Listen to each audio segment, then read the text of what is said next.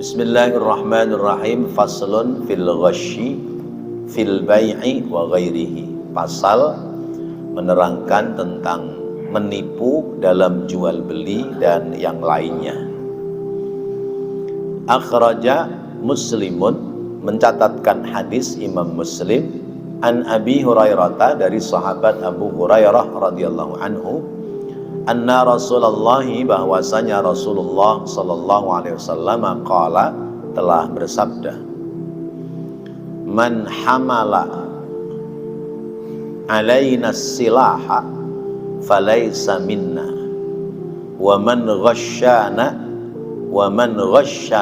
falaysa minna. Man, siapa orang, hamala, yang membawa, alaina, kepada kami, yaitu kepada umat Islam, as-silaha, pedang, dimaksudkan adalah mengajak berperang terhadap orang Islam, falaysa minna, maka dia bukan termasuk golongan umat kita, umat kami, umat Islam. Waman, dan siapa orang, ghasyana, yang menipu terhadap kita, terhadap kami umat Islam, falaysa minna, maka dia tidak termasuk golongan dari umat kita. Wahuwa, dan dia, yakni sahabat Abu Hurairah, wahuwa, dan dia, yakni Imam Muslim, wa Tirmidzi, dan Imam Tirmidzi, anhu, dari sahabat Abu Hurairah, annahu, bahwasanya beliau Nabi kita Muhammad sallallahu alaihi wasallam marra, melewati, ala subrati ta'amin, atas gundukan makanan, ya. Sebut seperti korma, ya. Korma itu kan diwadahin tuh, tumpukan. Fa'adkhala yadahu fiha, fa'adkhala, lalu Nabi memasukkan yadahu, tangannya, fiha, ke dalam tumpukan makanan tadi.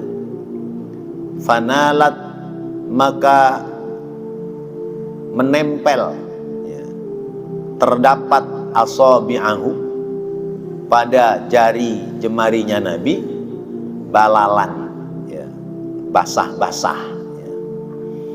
Faqala, lalu Nabi bersabda, ma hadha ya sahibat ta'ami, ma, apa, hadha, ini, yaitu basah-basah ini apa, ya sahibat ta'ami, pemilik makanan yang dijual.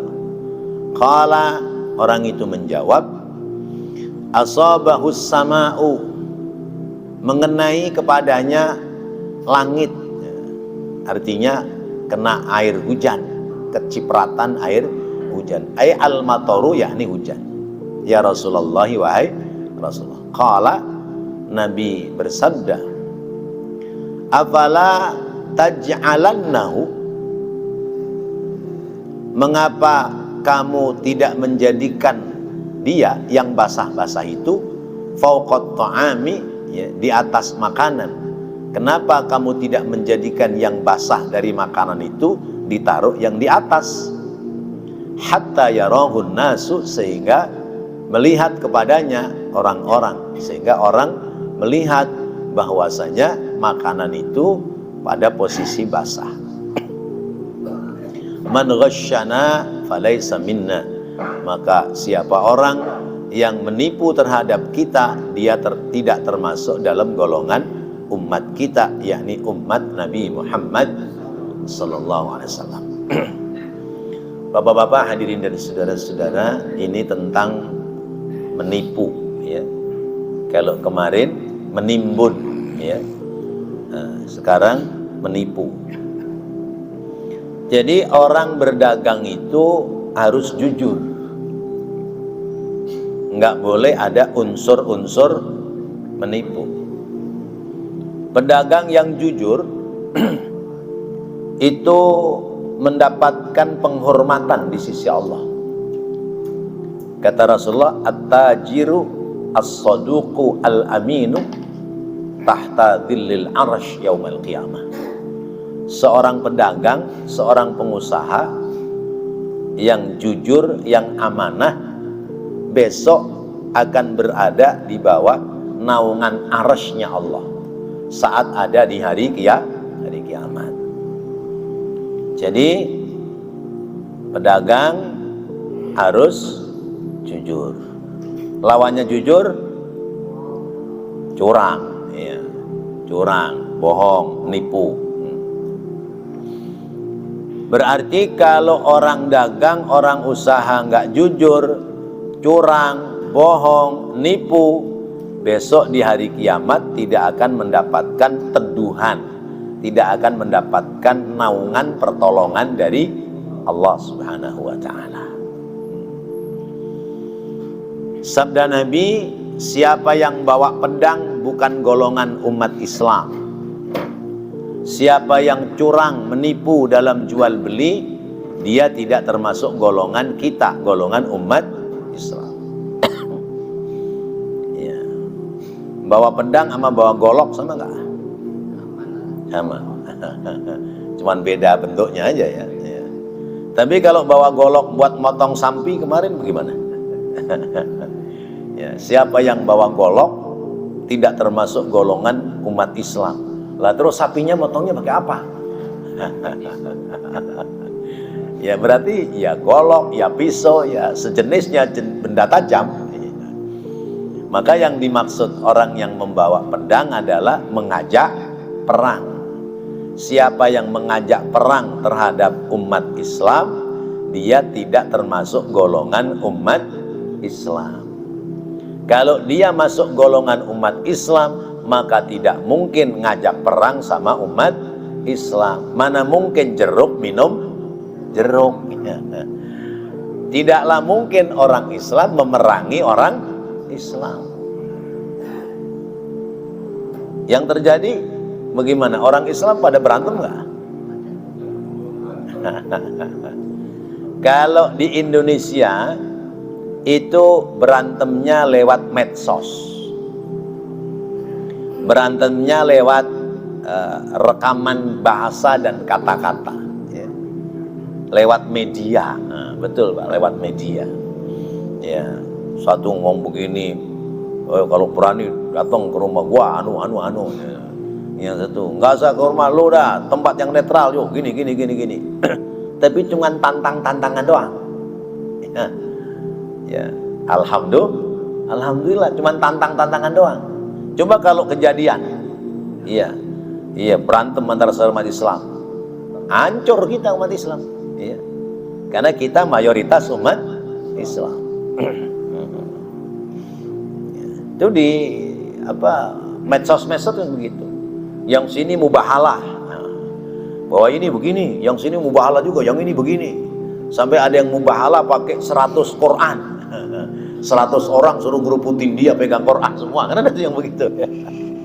Ya, tapi nggak berantem, ya, cuman di medsos. Coba kalau di luar negeri sana, sesama orang Islam, Suriah bagaimana Suriah? Ya. Suriah kan sesama umat Islam, beda aliran, beda paham, ya, saling memerangi. Ya. Suriah, mana lagi deh tuh? Irak, ya. Terus Pakistan, ya. Pakistan itu ya, perang antar sesama umat Islam, hanya beda paham, beda aliran, ya. Beda pendapat, ya. Kalau di sini perang berantem itu bukan beda pendapat, tapi beda pendapatan. Nah, ya. Kalau beda pendapat berantemnya di medsos, tapi kalau beda pendapatan bisa bacok-bacokan. Ya, tukang parkir depan sama tukang parkir dalam, ya, itu penghasilnya gedean mana itu? Yang di depan apa yang di dalam? Yang depan, ya, yang depan dapatnya gede, ya. Hah? Iya, yang dalam dapatnya dikitan, suruh bagi dua nggak mau, akhirnya berantem. Nah itu bukan beda pendapat, namanya beda pendapatan. Jadi memerangi umat Islam tidak termasuk golongan umat Islam. Lah kalau sesama umat Islam berperang, terus bagaimana itu? Kata Nabi begini, idzal taqal muslimaini, ya. Idzal taqal muslimani apa muslimaini? Idzal taqal muslimani atau muslimaini, ya, bisayfihima fal qatil wal maqtul finnar. Kalau ada dua orang Islam saling membunuh, ya, saling bacok-bacokan, ya, maka yang membunuh dan yang dibunuh dua-duanya masuk neraka. Kata sahabat, ya Rasulullah, kayaknya kesannya nggak adil dah, katanya. Masa yang dibunuh masuk neraka juga? Kalau yang membunuh, ya pantas masuk neraka. Terus yang dibunuh bagaimana? Kata Rasulullah, dia juga sebetulnya pingin membunuh, cuman karena kalah cepat dia mati terbunuh. Jadi sesungguhnya sama-sama pingin membunuh. Ya, dua-duanya masuk neraka. Jadi pertumpahan darah itu sudah diprediksi oleh para malaikat, ya. Ketika Allah berfirman kepada para malaikat, ya, inni ja'ilun fil ardi khalifah, ya, jawaban malaikat, qalu ataj'alu fiha may yufsidu fiha wa yasfikut dima. Kenapa engkau akan jadikan makhluk manusia yang nanti akan mengadakan pertumpahan darah? Darah siapa yang pertama kali ngalir ke bumi?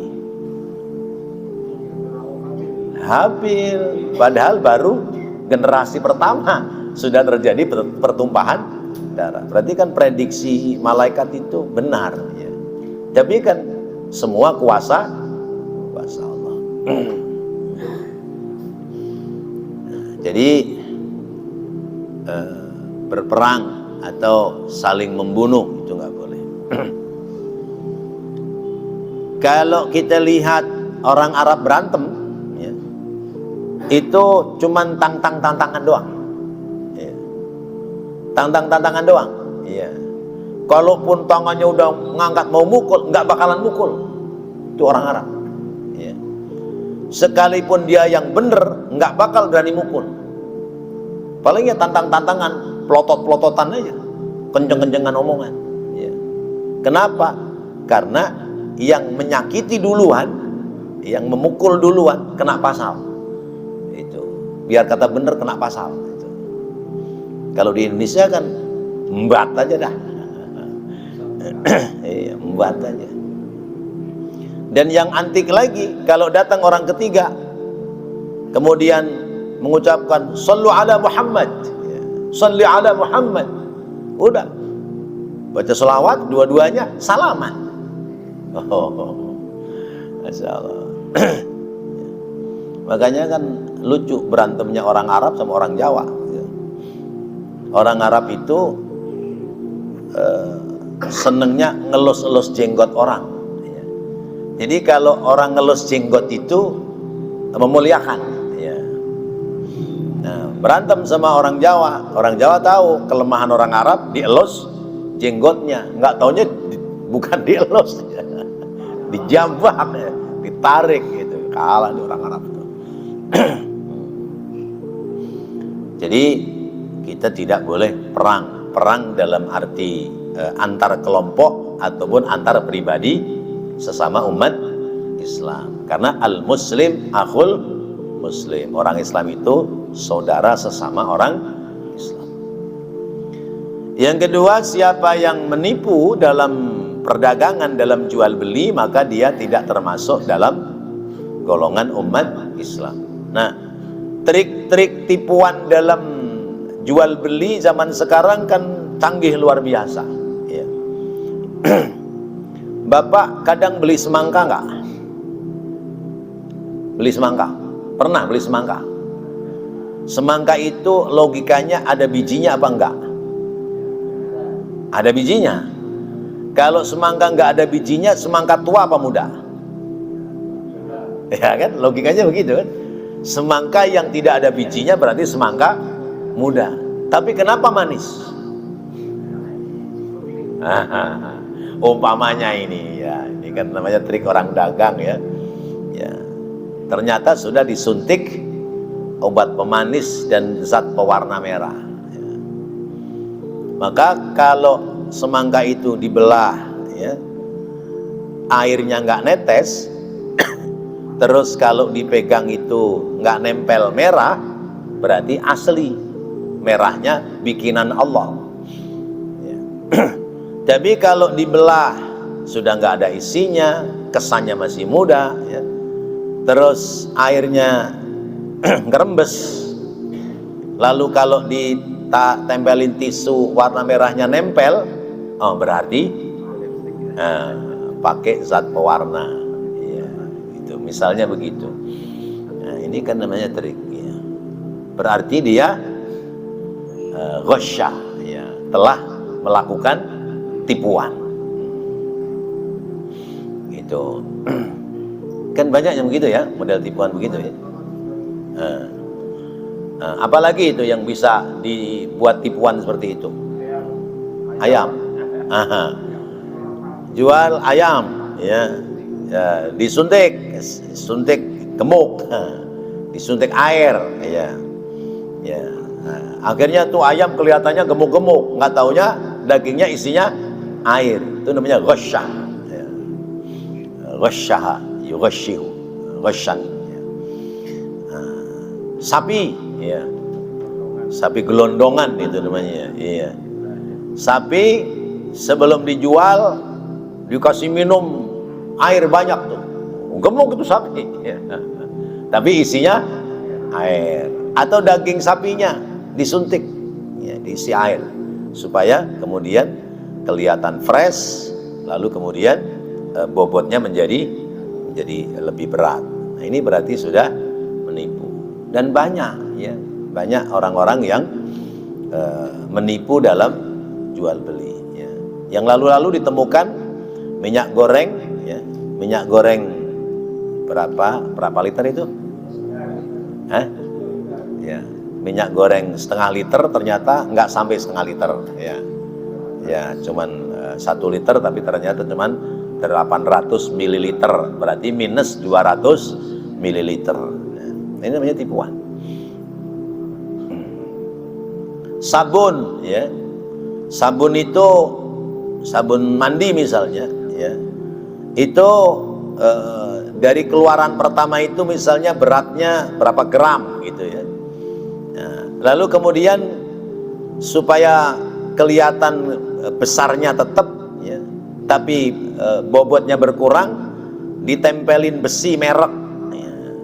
Jadi itu sabun ledok, nah, akhirnya berkurang bobotnya, dikurangi.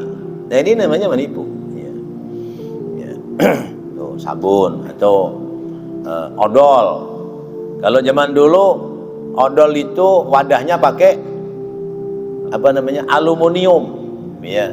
Jadi kalau penuh ya kelihatan penuh, ya, nggak bisa ditambahin udara, ya. Ya, jadi dipencet ya udah, ya, terus keluar dan isinya penuh. Nah, sekarang pakai plastik, ya, jadi sebetulnya isinya separuh, yang separuh angin, ya.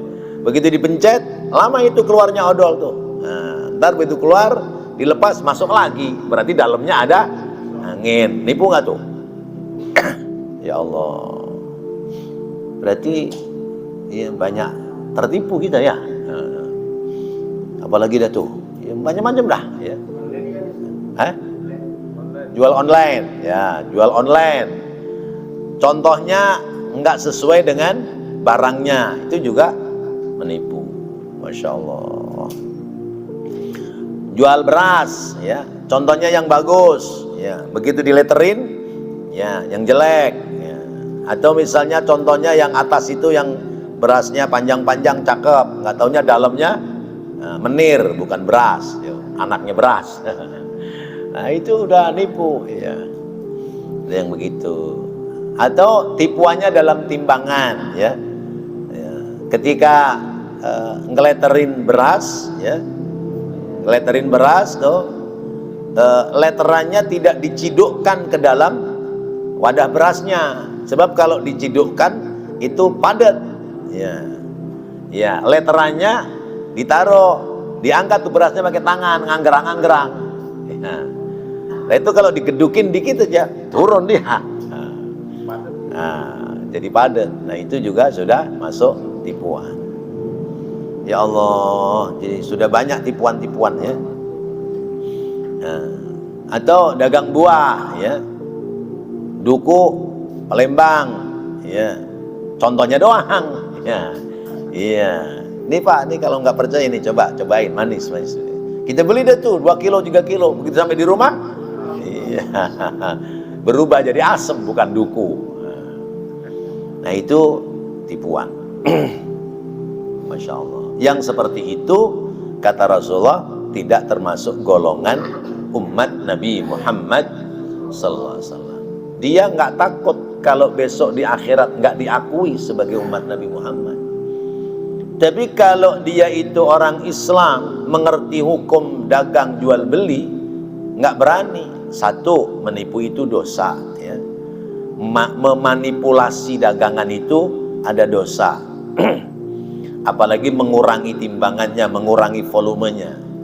Yang kedua, besok di akhirat tidak diakui sebagai umat Nabi Muhammad. Coba Pak, kita bayangkan, besok di akhirat kita ketemu Nabi, dia omongin nama Nabi, kamu agamanya Pak? Islam ya. Terus kenapa dalam berdagang kamu menipu? Karena kamu menipu maka kamu tidak termasuk umatku ya. Silakan cari Nabi yang lain. Mau cari Nabi siapa? Ya. Ayo silakan cari Nabi yang lain, jangan ikut saya dah. Kenapa? Karena nipu ya. Iya, karena nggak jujur ya. Kan ada cerita itu umatnya Nabi Isa ya. Ya. Nabi Isa itu punya santri yang biasa ngikut. Biasa ngikut. Jalan berdua. Jalan berdua bawa roti tiga apa namanya itu? 3 potong roti. Dalam perjalanan setengah hari karena lapar ya. Kata Nabi Isa, ayo berhenti dulu kita makan dah. Dimakan dah tuh roti 2 ya. Udah dimakan tinggal 1. Jalan lagi, udah sore hari lapar lagi. Kata Nabi Isa, roti tinggal 1, seorang separuh ya gitu. Kata santrinya, wahai Nabi Isa, rotinya hilang. Rotinya hilang, jatuh tadi. Jatuh gitu. Oh ya udah, karena jatuh ya udah, mau diapain? Udah ada tuh jalan tuh. Lihat seekor rusa dengan 3 ekor anaknya. 3 ekor anaknya. Maka kata Nabi Isa, dari salah satu anak itu dipanggil, "Ta'al, sini. Anak rusa itu belok kepada Nabi Isa. Disembelih. Bikin api unggun, dibakar, disate. Dimakan. Udah dimakan kenyang, rapi, beres. Sama Nabi Isa tulangnya ditata lagi, ditutupin kulitnya, diusap. Bangun lagi hidup, lari dia ngejar induknya. Kata santrinya, wah Nabi Isa hebat, luar biasa ini ya, bisa menghidupkan ya, rusa yang sudah mati, sudah dimakan. Udah, wahai Nabi Isa, engkau hebat ya, bisa menghidupkan ya, rusa yang sudah mati dimakan. Ya ini mah kuasa Allah, bukan kuasa saya. Cuman saya mau tahu tadi roti yang 1 itu kemana? Itu. Ya. Wah Nabi Isa gak percaya roti itu udah hilang, jatuh di jalanan. Harusnya kan pikirannya positif, maju. Ini rusa yang udah mati aja bisa hidup lagi, apalagi urusan roti. Pasti tahu nih Nabi Isa nih. Udah, karena Nabi Isa itu diberikan kelebihan oleh Allah ya, tahu isi perut seseorang apa yang dimakan oleh orang itu. Udah, jalan lagi nih, mau nyeberang sungai. Kata santrinya, Nabi Isa, kita nggak bisa nih nyeberang sungai ini kalau begini nih, airnya penuh lagi. Udah, kamu pegangan saya aja. Begitu pegangan, Nabi Isa baca ya, Bismillah, doa kepada Allah, bisa jalan di atas air, nyebrangin sungai. Udah lewat, kata santrinya, wah emang hebat, nggak salah saya ngikut Nabi Isa. Ya, bisa jalan di atas air. Kata Nabi Isa, ini mah sepele, karena ini kuasa Allah. Saya mau tanya, roti tadi kemana roti? Masih ditanya lagi rotinya. Tetap nggak ngaku. Karena nggak ngaku, terus jalan. Ya, begitu jalan, akhirnya Nabi Isa ketemu 3 batu. 3 batu itu dimintakan kepada Allah supaya berubah jadi emas. Akhirnya 3 batu jadi emas. Oh lihat, ada emas 3 bongkah. Sekarang gini, 1 emas buat saya, 1 emas lagi buat kamu, 1 emas lagi buat orang yang nemu roti. Satu emas lagi, 1 bongkah lagi buat orang yang nemu roti. Kira-kira ngaku nggak? Akhirnya ngaku, ketawa dia. Hehehe. Wahai Nabi Isa, mohon maaf, rotinya tadi udah saya makan. Ya udah kalau begitu 1 bongkah buat kamu, karena kamu yang dapat roti gitu. Udah kata Nabi Isa, angkut dah kalau kuat. Kalau nggak bisa ya udah tungguin sini, ntar minta bantu orang gitu. Nabi Isa nerusin perjalanan. Ini orang bingung nih, kuatnya ngangkat 2. Kalau diangkat 2 tinggal 1 diambil orang. Diangkat semua nggak bisa, udah ditungguin tuh. Begitu ditungguin, lewatlah 2 orang. 2 orang ini orang jahat. Kata orang jahat nih, wah ini ada orang ya pegang 3 bongkah emas. Akhirnya mau dirampok. Kata si santri ini, udah sekarang nggak usah dirampok, kalian juga ngangkat ini 3 bongkah nggak bakal kuat. Sekarang bagi 3 aja lah, 1 orang 1 dah, ya. Aman sudah, kata dia itu. Nah, ya udah kalau begitu deal. Ya. Tapi kita pada lapar nih, ya. Kita pada lapar, cari warung terdekat dah di mana. Ya. Akhirnya yang 2 ngutus yang 1 suruh beli makanan. Ya. Kata yang 2, ini mendingan nanti kalau dia sudah beli nasi, lalu dia jalan balik ke sini, kita pukul aja palanya pakai batu, biar mati dia. Ntar 3 dibagi berdua. Bagaimana? Deal. Oh, sudah. Yang beli nasi, dia mikir lagi. Ini kalau bagi 3 ya kecil, mendingan teman dari tadi sama Nabi Isa. Biarin. Belinya 2 bungkus, yang 1 bungkus saya makan. 1 bungkus dia makan, yang 2 bungkus ditambahin racun di dalamnya, diracunin tuh nasi yang 2 bungkus. Nah, udah dia siul-siul, mampus lu berdua, kata dia. Ya, kata yang berdua, bentar lagi lu mati gitu. Udah bener, dibalik belokan ada batu besar, ngendap-ngendap, dipukul palanya, mati udah. Iya, mati udah deket emas itu. Ya. Udah. Yang berdua, wah seneng dah tuh, ya, selamat gitu kan. Ayo dah kita makan buruan dah. Makan dah tuh berdua, mati juga berdua. Akhirnya 3-3-nya mati. Nabi Isa balik lagi, bawa umat yang lain. Begitu lihat ada 3 bongkah emas, ada 3 orang mati. Ini orang nanya, wahai Nabi Isa, ini cerita bagaimana bisa seperti ini? Itu ceritanya orang serakah. Cerita orang serakah, kesudahannya adalah kehancuran. Tuh, gitu ya. Nanti di sini ada kisahnya nih. Nanti dikisahkan ya. Ya, ada kisah yang hampir mirip dengan itu. Ya, maka kita jangan serakah, pingin mendapati keuntungan yang banyak, pingin memperoleh harta yang banyak. Akhirnya kita dagang kita, usaha kita melakukan kecurangan.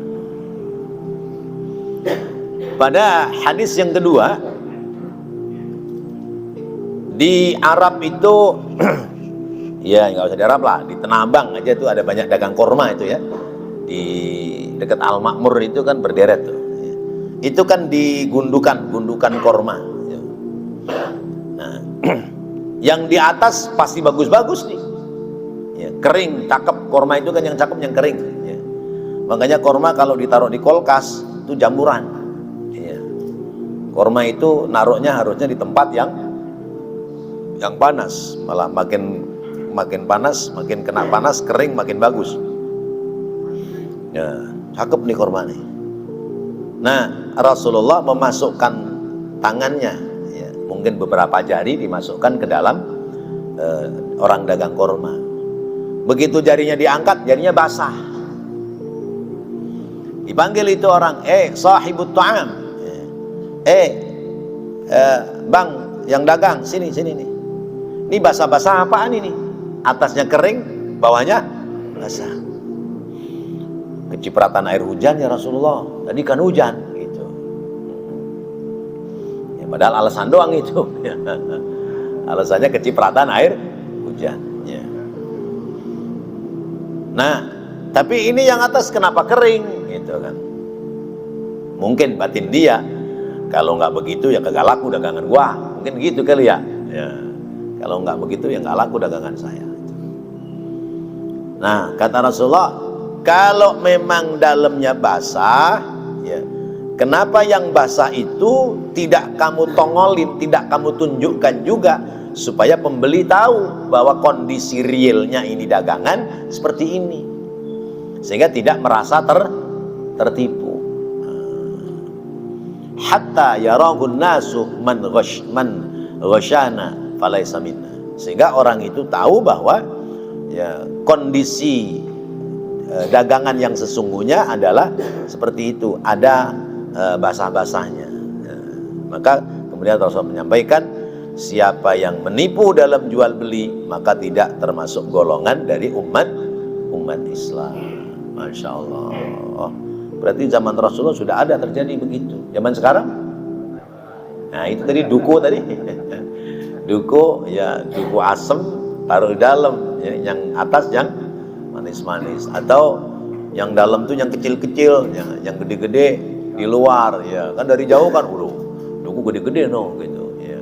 Begitu mau milih nggak boleh, udah nggak usah milih dah, comprengnya diserokin tuh, nggak taunya dalamnya kecil-kecil. Nah, Masya Allah. Nah ini kita sering mendapati orang dagang itu modelannya seperti ini. Maka kalau itu menjadi mental ya cara orang berdagang, maka dia tidak digolongkan dari golongan umat Islam. Mungkin KTP-nya Islam, mungkin dia sholat, mungkin dia sedekah, mungkin dia berbuat baik, tapi kalau mendapati rezekinya dengan cara yang curang, berarti ada harta yang tidak halal yang dia konsumsi. Efeknya, imbasnya tidak sekedar ibadahnya tertolak, tapi ketika makanan itu dikonsumsi, dinafkahkan untuk istri, dinafkahkan untuk anak, berarti dalam darah daging anak ada unsur dari harta yang didapati dengan jalan yang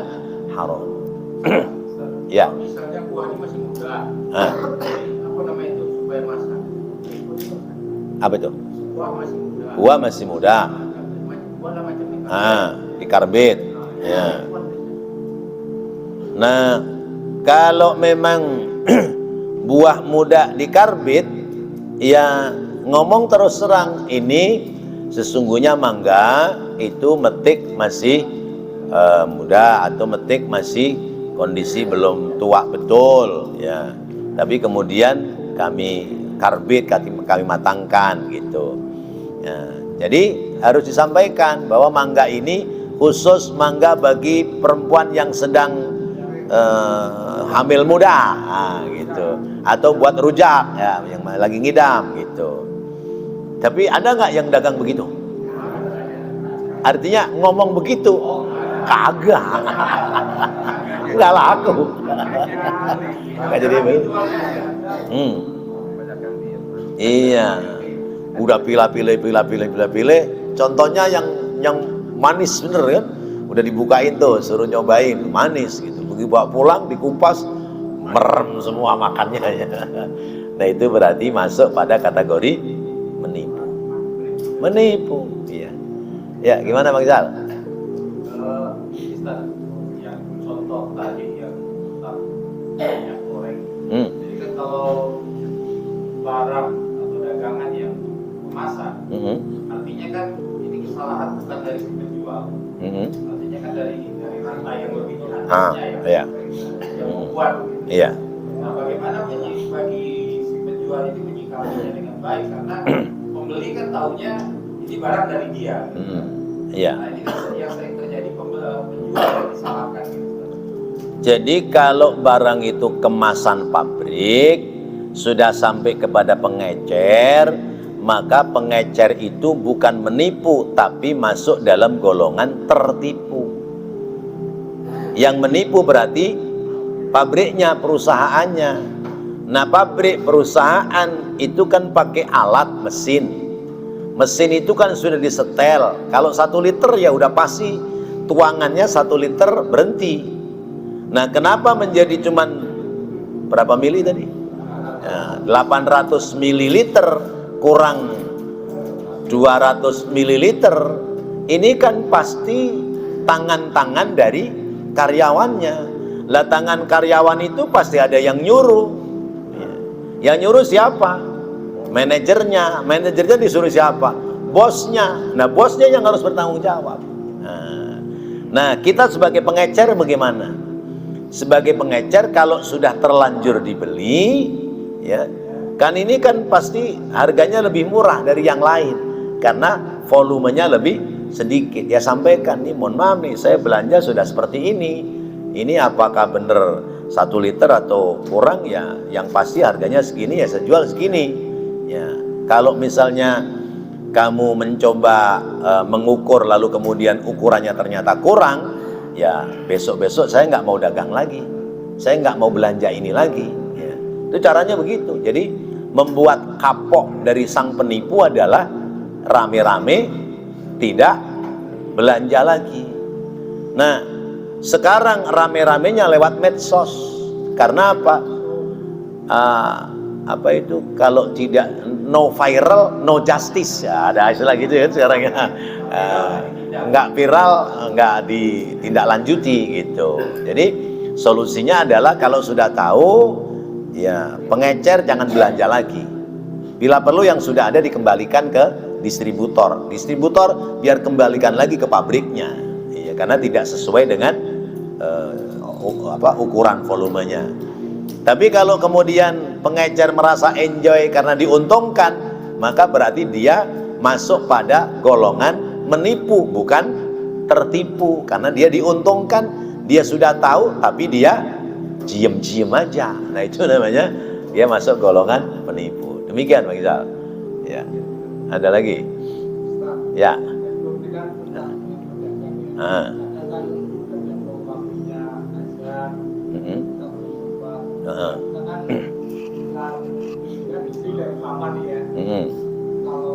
Kalau udah waktunya azan, sebelum sholat, kita suruh baca Gusti Pangeran,